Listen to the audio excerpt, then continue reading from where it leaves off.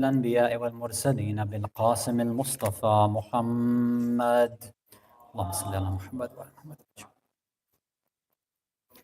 ثم الصلاة والسلام التحية والإكرام على أهل بيته الطيبين الطاهرين المعصومين المظلومين، ولعنة الله على أعدائهم أجمعين من الأولين والآخرين إلى قيام يوم الدين. أما بعد، صلوات على محمد وآل محمد. Mu'mineen, mu'minat, brothers and sisters in Islam and Iman, Assalamu alaikum wa rahmatullahi wa barakatuh. So we would be, inshallah, finishing up Surah Al-Falaq tonight.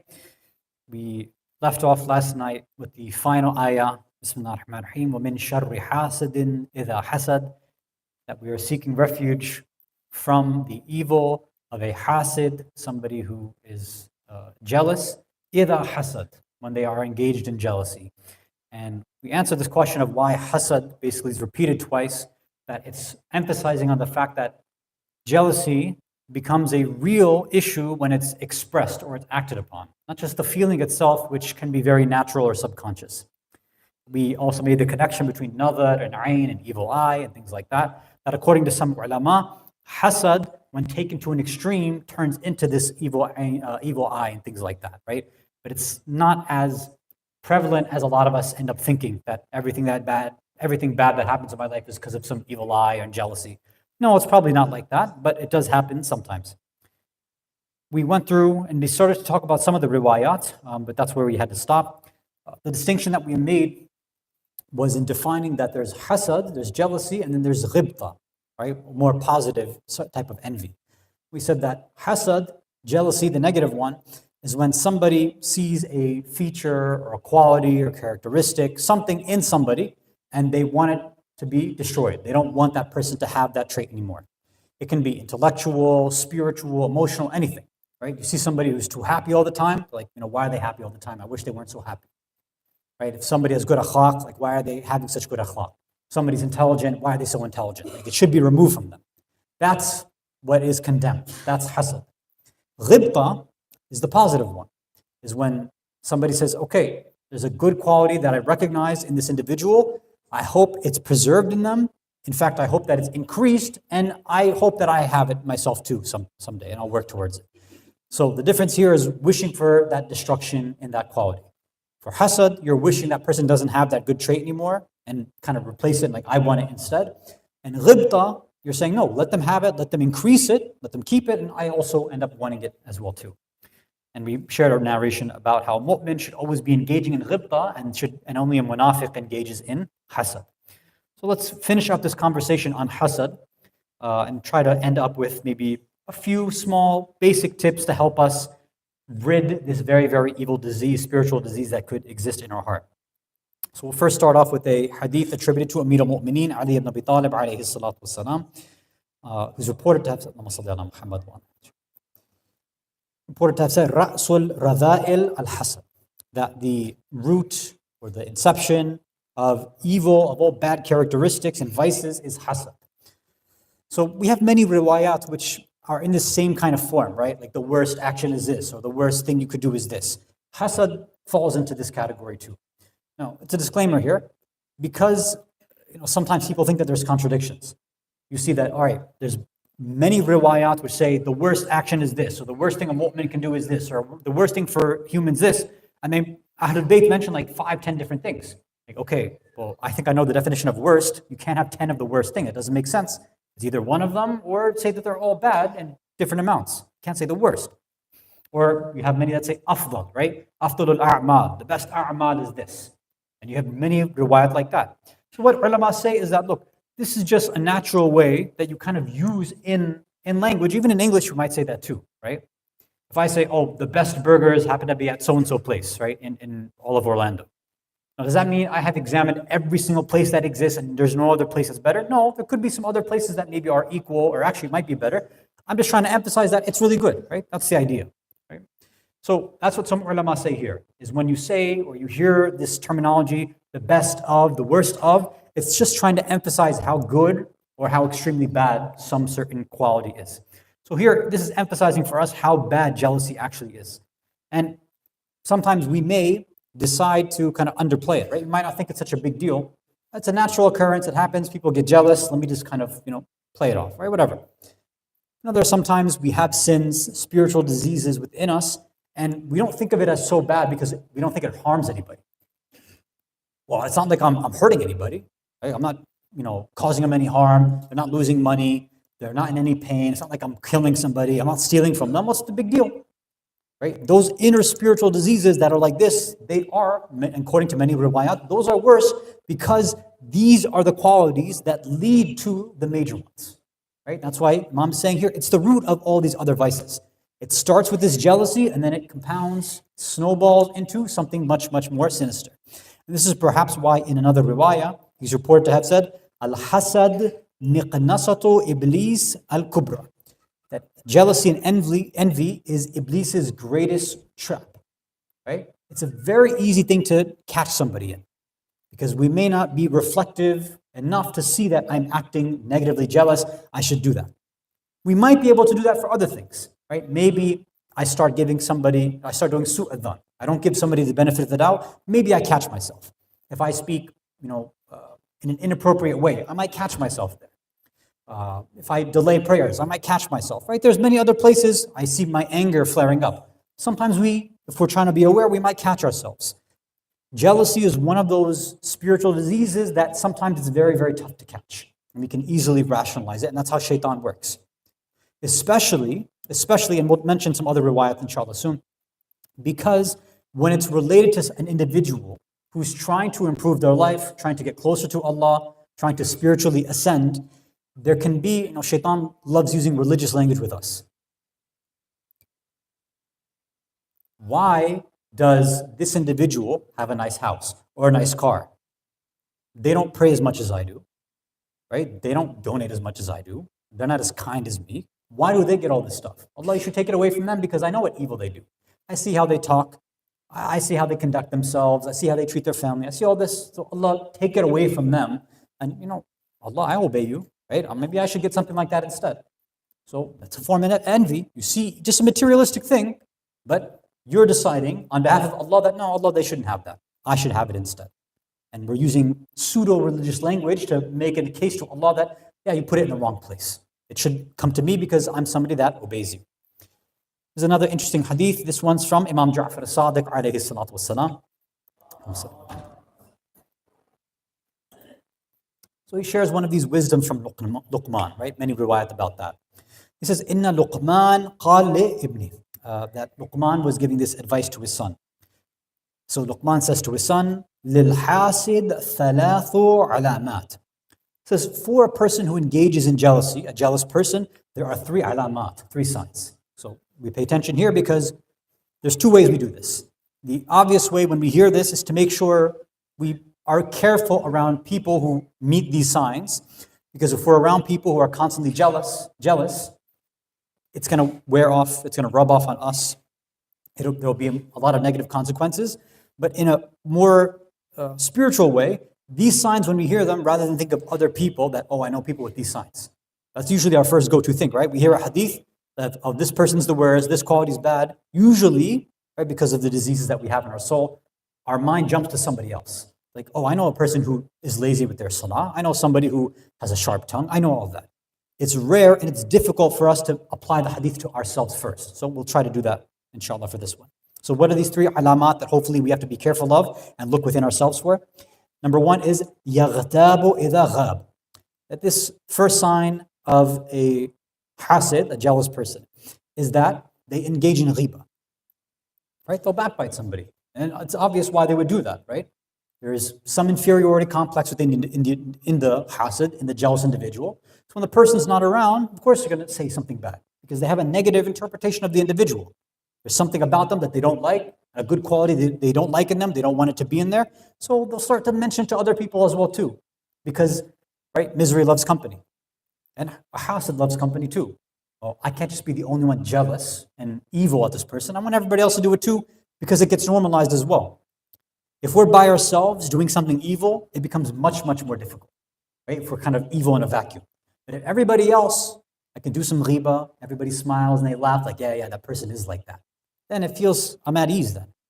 Yeah, I can do the ghiba. Maybe it's not even ghiba because I'm saying it and everybody agrees with me. Maybe it's just, it is what it is, right? So it's a very dangerous trap. That's the first sign. The second is what? Well, okay, that person that we all know that I've just done ghiba about, what happens now when we're all around this friend or community member? What happens?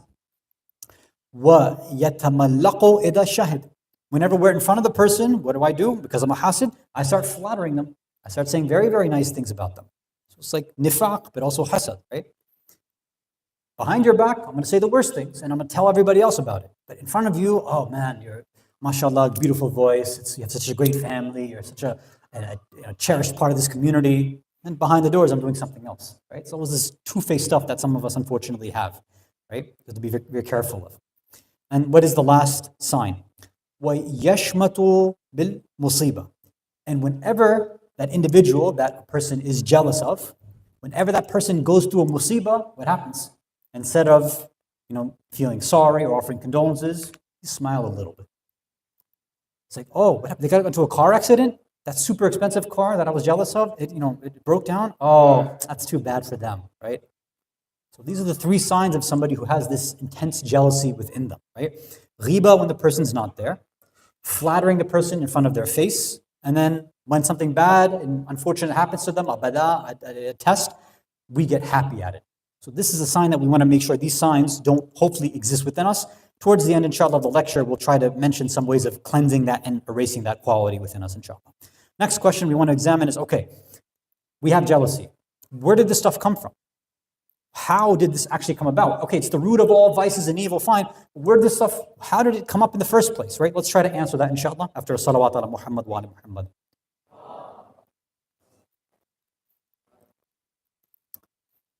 We have a few general riwayat and then some specific ones. A general one, which can outline pretty much the source of every single mistake, every single problem, every single guna, every single ma'asiyah, any sin, mistake, any problem that we have is going to be sourced to the same thing, and especially envy.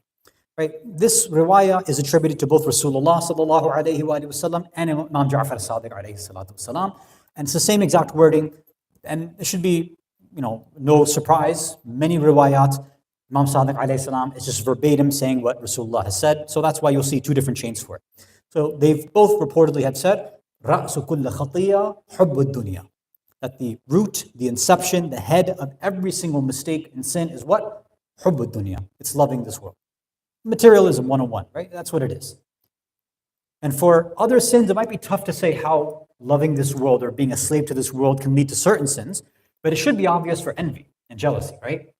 For material things, that's easy. Okay, this person, again, nice car, they have a lot of money, nice house, all of this. Well, the only reason I'd be jealous of that is because if I love that same stuff. If my heart is like, okay, that's cool, but I don't have to have it, it's not a big deal, then I'm not going to be jealous. It's very, very obvious, right? Nothing super deep about this. The more intense types of love that we have for the physical things that exist here, then obviously we're going to start looking around and seeing that obviously I don't have many of these things. People have newer phones than me. They have bigger TVs than me, right? They have, they might be look better than me. They might recite better than me. There's always going to be somebody better in something. Intellectually, cognitively, emotionally, spiritually. There's always going to be somebody better out there. So there's always a reason to be jealous, technically, if I have that love, especially for material things. So that's one of the reasons. There's a deeper reason that another hadith, Imam Sadiq mentions this. This one goes into a bit of a deeper reason. We might have to open it up a little bit. So he says, إِيَّاكُمْ أَن يَحْسُدَ بَعْدُكُمْ بَعْدًا. Beware, be careful of some of you engaging in jealousy of others, right? In other words, be careful of this idea of jealousy. Why? He says, فَإِنَّ الْكُفْرَ أَصْلُهُ الْحَسَدِ. Because the asl, the root and the foundation of hasad is what? It's kufr. What? Kufr. What does kufr have to do with hasad? Right? A kafir, a kufr, somebody doesn't believe in Allah, right? Or they're non-Muslim. Like, what does that have to do with having jealousy? I'm a Muslim. I'm trying to be a mu'min. I'm trying to be a good Shia, all that stuff. I'm not a kafir, obviously. Like, I sin, I make mistakes, I get that. But that doesn't make me a kafir. Like other schools of thought, you make a mistake, they call you a kafir right away. We don't have that in Islam. We don't have that in Tashayyu, right? That just one mistake here makes you a kafir. We don't do that. We don't do takfir readily on everybody, on anybody really. Over here, Imam's saying the root of engaging in jealousy is kufr. Okay, so this can't come from the typical definition and meaning that you and I know of kufr. That it means not believing in Allah or not believing in Islam. There's got to be another meaning of kufr that we have to apply over here that'll give us the connection to hasad. So, okay, what do we look at here? So most places in the Quran, yes, when kafir or kafirun or kafirin, any of that is mentioned, it's talking about non-Muslims, sure. But that's not every single instance of kufr and kafir that's mentioned in the Quran. Allah does use another and more original meaning of kafir and kufr in the Quran as well. And this is in Surah Al-Hadid, Surah 57, the 20th ayah. It's a longer ayah, so I'm not going to read the whole thing. But in the beginning, it's talking about people who, Allah's talking about the world being amusement and play and sport and all this. Then he comes to this idea, right? That the dunya, these people who are just competing with one another, right? Then what happens? The people who are just counting and seeing benefits that people have, what happens there? It's كَمَثَلِ غَيْثٍ أَعْجَبَ الْكُفَّارِ نَبَاتُهُ ثُمَّ يَهِيجُ. The example of these people who are just involved in the dunya, playing the game of the dunya, counting, I've got more money, I have more power, right? Just playing this dunyawi game, the materialistic game. Allah says that this example of these individuals who are just counting their material wins all the time is like the example of the rain that surprises and pleases al-kuffar. So the kuffar that's mentioned here doesn't mean that it's rain that's surprising non-Muslims. Kuffar means what over here? Anybody know? Farmers. The original meaning of kafir is farmer. Kufr, the original meaning of it is to cover and to hide something. So a farmer, what are they doing? They till the land, right? They put a hole in there and they put their seeds and they cover it up, right? So they have something, the true source of something, they hide it underground and then something grows from it, right? Ideally. So over time, this concealing and hiding took the meaning of somebody who hides and conceals the truth. That is what a kafir is. Somebody who knows, right? Not every non-Muslim necessarily is, by this definition, a kafir. It's somebody who knows the truth and hides it anyway. When Allah is calling out kuffar and kafirun in the Quran, and almost 9 times out of 10, it's because those individuals who had heard the Quran, heard the teachings and everything, they knew that this Rasulullah was, sallallahu alayhi wa sallam, what he was saying wasn't just poetry, he wasn't possessed, they knew all that deep down, but they had to hide the truth. So because they knew what was true, but they hid that, that's why they were known as kuffar. But if it's some person who does not know right from wrong, they may not know the truth, in this meaning of the word, the spiritual meaning, kafir wouldn't apply to them properly. But with this meaning as well, kafir can apply to a Muslim too. Kafir can apply to you and I, especially when we look at the other ayat of the Quran, where we have these two opposing concepts. You have shukran or shukr ni'mah, and what's the opposite? Kufran ni'mah. Kufran ni'mah is not being a non-Muslim towards blessings that Allah has given us. It's being what? It's hiding and covering the truth of that blessing that Allah has given you. You're hiding it, you're concealing it. Or in other words, it's being ungrateful. Allah has given you something, He's given me something, and I've completely rejected that blessing that He's given me by not thanking Him, by not understanding who it's come from, by not utilizing it the way that it should be used. Right? Let me share another riwayah. This one again comes from Amir al-Mu'mineen, Ali ibn Abi Talib alayhi salatu wassalam. This hadith, and another one that we'll share too, is coming at the deep spiritual root for where hasad is coming from. Right? It's coming from kufr. It's coming from a person hiding the truth of what they really feel inside. But what does Imam Ali get to in terms of the real true idea here of this kufran and ni'mah? He says, Al-husud ghadaban ala al-qadr. Individuals who are jealous, the jealous types. What are they? They have an anger towards Allah's qadr. Meaning what? Allah, you made a decision to give this person beauty, to give this person wealth, to give them power, to give them intellect. I'm angry and I don't agree with the fact that you gave it to them and not to me. So what a person's really doing, and this is why this has to do with a person losing their iman as well too. If a Muslim is engaging in this and saying that, no, Allah, you put it in the wrong place, na'udhu billah, we're questioning Allah then. Allah, you made the wrong choice. His qadr is a problem according to what Imam Ali is saying. That's what a jealous person is really saying. The fact that I have to tell Allah He doesn't deserve that. Get rid of it from Him and give it to me instead. That's saying that Allah, you put it in the wrong spot. You don't know what you're doing, na'udhu billah. That's what Imam Ali is alluding to. And another hadith, it's alluding to how it destroys, or this is a famous one I'm sure you've heard before, of how this kind of thinking starts to whittle away and destroy our iman little by little. إِنَّ الْحَسَدْ لَيَأْكُلُ الْإِيمَانِ كَمَا تَأْكُلُ النَّارِ الْحَطَبِ. That without a doubt, this hasad, this envy, this jealousy, eats away at iman and faith just like fire consumes firewood. That same way. And any of you have, I don't know if any of you are Boy Scouts or campers, whatever, the way that fire works, you don't just light it and that's it, the wood is gone right away. Right? It gets lit, it's there for a bit, and then slowly it starts to go away, change color, etc. That's how hasad works too, which brings us kind of full circle back to the original riwayat. That this is a spiritual disease that sits dormant for a little while. We're not clocking it, we're not seeing it, we engage in it, it's there, we start acting upon it, we speak about it a little bit, those signs show up, where I start to do ghiba of somebody, I flatter them into their face, and then I start to be happy when misfortunes happen. But in reality, what's happening? The blessings that Allah has given me, I'm rejecting them. I'm saying, Allah, whatever you've given me, I have no gratefulness for it.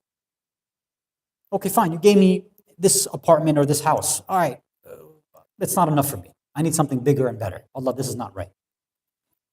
That thing that you gave to the other individual, that was wrong. You put it in the wrong spot. This is being an ungrateful individual. Right? And again, at that deeper stage, it's telling how much connection I have with Allah or the lack thereof. That Allah, I'm somebody that because of what I've done, I deserve greater blessings, and I feel like I can make a judgment call about everybody else that you've created. So what we're really doing here, and this is the ultimate kufr, just like shaitan, وَكَانَ مِنَ الْكَافِرِينَ. Shaitan is also somebody who initially is like, Allah, you think that this little, I'm using kind of his verbiage here, this little pile of clay and dirt that you made, he's going to be your khalifa? It's like, you made me from fire, that's clearly superior. How in the world can this thing be something I bow down to and that he's going to be your khalifa and your representative? It doesn't make sense. It's not just like shaitan denies Allah. He's more of a muwahhid than probably most of us. He was there with Allah, right? So to speak, right? Not in physical terms, but you know what I mean. Has that closeness that was right there that he could be witness to such an event. But Allah is saying this guy was a kafir. From forever he was a kafir. That's why kana min al-kafirin is used. He was always like this. He was always hiding this arrogance that was in him. And then because of this test, it finally came out and expressed itself. And this is the same way hasad works for us too. It sits there, it's dormant, it comes out little by little. And we say, you know what, Allah, no. Just like shaitan, Iblis said, I know better, Allah, who should be your khalifa? It should be me, not this thing that you made. What we are doing when we are jealous of somebody and wishing for things to go away from them, we're no different than Iblis at that point. Allah, I'm a better creation. I should get blessings, not this other creation that you made over here. This is why, again, going back full circle, this is why Imam Ali alayhi salam is saying that this hasad is one of shaitan's greatest traps that he uses. Why? Because it got him. So of course, if it worked on him, he's got experience, he's like, I'm going to use it on you too then. If he fell in that pothole, he's like, I'll put it over for you too. You humans, I know you better, so I'll use it on you too. So we have to be very, very careful for it. Now, let's end by going through a few short ways that we can hopefully treat this spiritual disease, inshallah, after a salawat ala Muhammad wa ala Muhammad.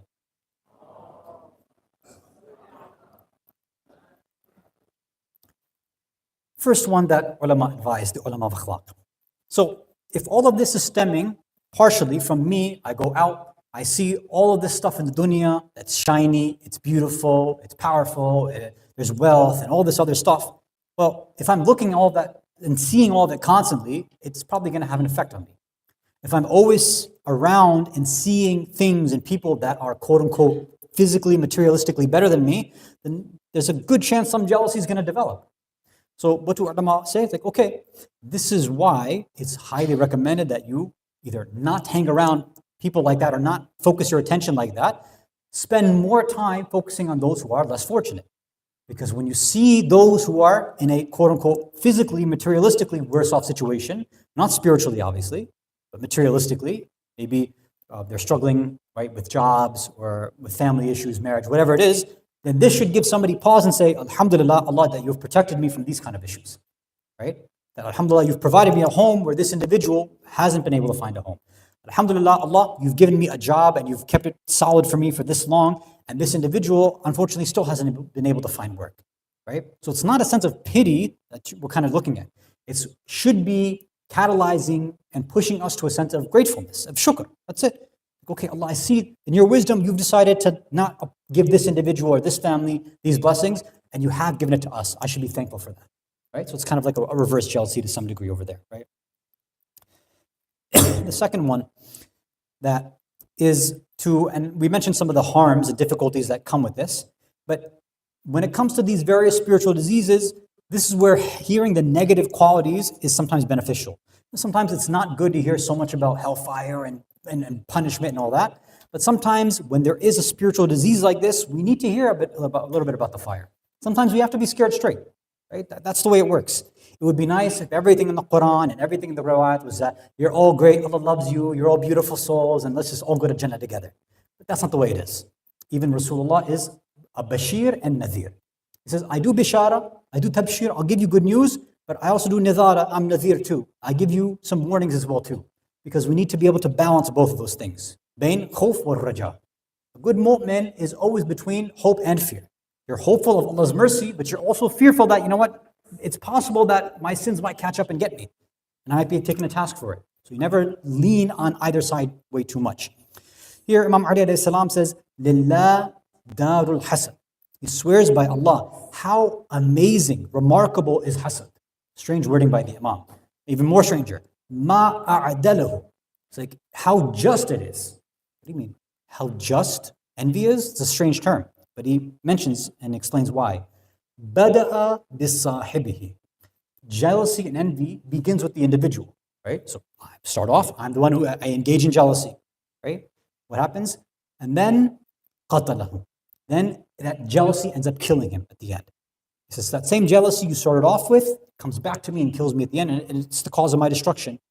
I was just sending out all this negative energy and this and that, and it just all comes back on me. So what's the point of that, right? There's no benefit that I'm getting. Jealousy is not going to lead me to getting those material benefits anyway. It's only going to lead to spiritual harm. Another hadith, he says, مَا رَأَيْتُ ظَالِمًا أَشْبَهَ بِالْمَظْلُومِ مِنَ الْحَاسِدِ. I have never seen, Imam says, a zalim, an oppressor, who resembles and is a shabi of a madhloom, an oppressed person, more than a hasid, more than a jealous person. Interesting language Imam uses. Nafasun da'im, right? Their souls are in constant distress. They're always stressed out. They're always anxious. People who are grateful, they don't care what other people have. Like, yeah, I got what I got and I'm okay. But people who have this jealousy, who are always looking out, something better, something faster, something more beautiful, whatever it is, then they're always anxious. They're always trying to get it. They're greedy for that. And that harms their soul. They're constantly in that stress and anxiety. وَقَلْبٌ هَائِمٌ, right? That their heart is in turmoil all the time. وَحُزْنٌ لَازِمٌ, and they're stuck in this perpetual form of grief. They're never there, right? They're negative all the time. They're looking out. That's why these people, they're not fun to be around either, right? Even when you now have a nice positive conversation about somebody or something, they try to change the tune real quick, right? Bring up something negative. Oh, so-and-so community member, how amazing was it that they did this, or, so-and-so happened. Yeah, but you know what they did last week? Oh, they did X, Y, Z. What was the point of that? Why do you just have to cut somebody down like that? Right? Keep the tone positive, or actually, if you want to one-up somebody, one-up them in positivity, not negativity, right? And the last advice that the ulama give is be forceful in affection. Now look, it might happen sometimes this jealousy that has developed is because maybe the individual has done something personal to me. Maybe that's why the jealousy has developed, right? Right? Maybe, okay, there's some person who has more wealth, and maybe they did something a little arrogant to me. And that's why, now my jealousy has developed because of that, right, as a reaction. So I have two choices now. I can just take that feeling and just continue with the negativity. I don't like this person. I pray that they lose their wealth, they get into an accident, all the negative stuff, and just being jealous. Or, as Imam Khomeini, Qaddasallahu Sirru, mentions this in 40 Hadith, that force a level of affection towards that individual. You don't really have it, but force it. So what does that mean? This is something that my marhuma, my mother, may Allah bless her soul, this is something that she had kind of taught me at one stage in life. That, she was somebody that was very, we say, naram dil, right? Very soft-hearted. Everybody loved her, but she got taken advantage of very easily because of how, loving she was. So there were people who did take advantage of her, and they were rude to her, and mean to her, and abusive to her. And there were times that she would tell this to me, right? She'd be sitting on her musalla, her janamas, and she'd be like, reflecting on these things. And she said, I don't want that spite and that envy to remain because it's only going to harm me. So she said, you know what I started doing? Said, every time that feeling would come to me, right? I'd be thinking negatively of them. I'd send a salawat on their behalf. I'd do istighfar on their behalf, and I'd give sadaqah on their behalf. All this positive stuff for them. It's like, why? Because number one, it benefits them, and there's nothing wrong with sending this positive dua to somebody else. If Allah doesn't want them to have it, that's Allah's choice, not mine. And secondly, it's cleansing my own soul, so it's a win-win. And she said doing that over and over again started to remove whatever little hatred or spite she might have had for people that were treating her like that. And alhamdulillah, it was such a wonderful piece of advice that hopefully we can try to do as well too. That even though faking the affection for somebody, right, speaking positively about them to others, even though you might not actually believe it, oh, the person's so giving, they're so positive all the time, and deep down you're like, no, they're not like that at all, right? But the reason for doing so is because you're protecting the izzah of that individual. It's purifying your own soul. And Imam Khomeini mentions, do it enough times, and what happens? As we say in the business world, fake it till you make it. You put it on, you put on that show enough, and then after a while, because of you opening your soul up, Allah will put that nur inside you and transform it into a reality, into the haqiqah. Then you will have that husn al-dhan and that positive framework for everybody else around you.